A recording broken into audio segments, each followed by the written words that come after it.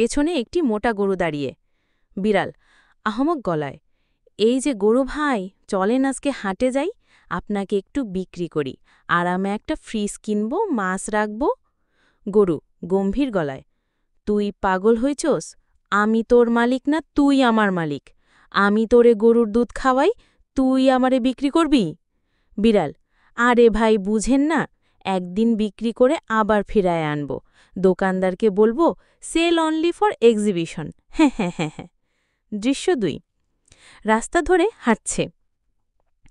গরু দড়ি ধরে টানছে। গরু চলতে চলতে বিরক্ত। গরু, এই রে বিড়াল, আমারে এত টানাটানি করিস কেন? আমার কোমর ব্যথা করে রে ভাই।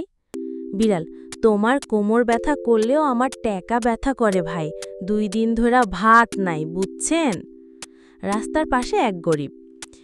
অরে বিড়াল, তুই কই যাস গরু নিয়া? বিড়াল ভালো ব্যবসায়ীর মতো গলায়, এই গরু একদম স্পেশাল, দিনে 2 বার দুধ দেয়, রাতে স্বপ্নে হাঁটে, একেবারে ফ্রি ডেলিভারি। দৃশ্য ৩। হাটে গিয়ে বিড়াল গরু দাঁড় করিয়ে চিৎকার করছে।